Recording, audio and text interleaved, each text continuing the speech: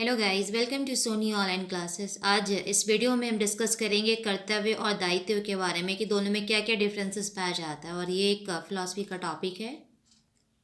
कर्तव्य और दायित्व सापेक्ष होते हैं। कर्तव्य अर्थात वैसा कर्म जो करना चाहिए मनुष्य के नैतिक जीवन का तत्व हो। मनुष्य को क्या करना चाहिए, इसी का ज्ञान ही नैतिक ज्ञान का सार है। कर्तव्य मनुष्य के विवेक और वासनाओं के द्वंद्व का संकेत करता है। यदि यह द्वंद्व नहीं होता और जैसा चाहिए वैसा ही कर्म मनुष्य करता तो फिर कर्तव्य की आवश्यकता ही नहीं होती। विवेक और वासना में द्वंद्व होने के कारण ही ये दोनों व्यक्ति को अपनी ओर खींचते हैं, खींचने का काम करते हैं। इनमें वो जो नैतिक नियम के अनुसार है, उचित है, और ऐसे ही कर्मों की बाध्यता व्यक्ति महसूस करता है, यही उसका कर्तव्य है। दूसरे शब्दों में अगर कहा जाए तो वैसे कर्म जिनकी संगति नैतिक आदर से हो वे उसके कर्तव्य हैं और वह उन्हें करने के लिए बाध्य होता है। अतः जो उचित है वही कर्तव्य है। या नैतिक बाध्यता क्यों और कैसे है, इसके संबंध में विविध मत है। बहुत सारे डिफरेंसेस है, अपना अपना स्टेटमेंट दिए हैं। कर्तव्य एक प्रकार का नैतिक ऋण है जो मनुष्य को चुकाना चाहिए।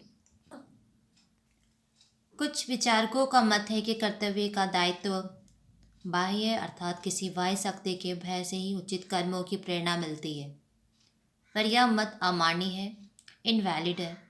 कर्तव्य के साथ ही दायित्व लगा रहता है। जब हम जान जाते हैं कि यही कर्तव्य है तो ऐसा ही करना चाहिए कि भावना तो उसी में छिपी हुई होती है। इसी भावना को दायित्व कहा जाता है। कभी कभी विशेष कर्तव्यों में विरोध जान पड़ता है। सत्य बोलना और किसी की जान बचाना दोनों ही कर्तव्य है, पर ऐसी परिस्थिति भी आ जाती है जब दोनों में द्वंद्व हो जाता है। एक निर्दोष महिला आपके यहाँ शरण लेती है, कुछ बदमाश आपसे उसके विषय में पूछते हैं, अतः यह उपयुक्त दोनों सिद्धांतों में विरोध मालूम पड़ता है। इसे ही कुछ लोगों ने कर्तव्यों का विरोध कहा है, पर कर्तव्य का विरोध मालूम पड़ता है। इसे ही कुछ लोगों ने कर्तव्यों का विरोध कहा है, विरोध समझा है, पर कर्तव्य का विरोध अवास्तविक है। किसी विशेष परिस्थिति में मनुष्य का एक ही कर्तव्य होता है।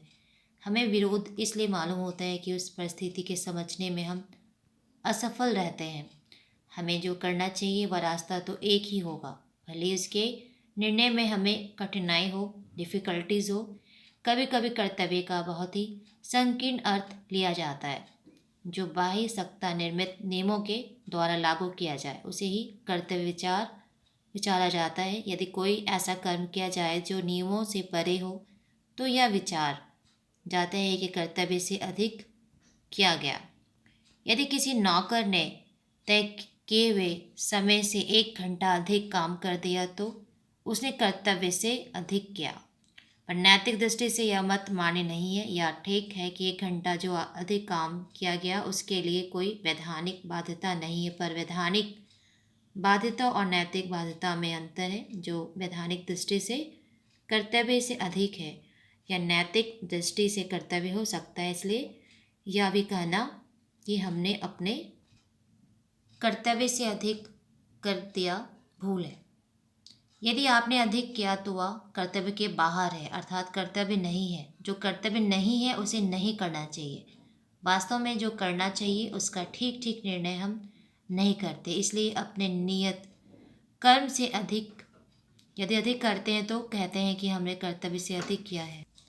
बहुत सारे फिलोसफर हैं जिन्होंने अपने अपने अकॉर्डिंग ऐसे समझाने की कोशिश की है। अगर कांट की बात करें तो कांट ने पूर्ण बाध्यता मूलक और अपूर्ण बाध्यता मूलक कर्तव्यों में भेद क्या है, डिफरेंसेस बताया है। पूर्ण बाध्यता मूलक कर्तव्य निश्चित और भ्रम रहित होते हैं, उसमें कोई कन्फ्यूज़न नहीं होता है, उसका कोई अपवाद नहीं है, का पालन करना ही पड़ता है। हत्या ना करने के, मिथ्या भाषण ना करने के कर्तव्य पूर्ण बाध्यता मूलक है। अपूर्ण बाध्यता मूलक कर्तव्य अनिश्चित होते हैं और उनका पालन करने के लिए किसी को बाध्य नहीं किया जा सकता है, जैसे दया, दान आदि। आपको कोई आपके लिए कंपल्सन नहीं है, कंपलसरी नहीं है कि आप किसी पे दया करो, दान दो। ये हमारी इच्छा पर डिपेंड करता है, हमारी इच्छा देश और काल पर निर्भर है। कांट का यह वर्गीकरण दोषपूर्ण है या विभाग नैतिक नहीं वैधानिक है। विशेष परिस्थितियों में हमारे कर्तव्य निश्चित होते हैं, फिक्स होते हैं।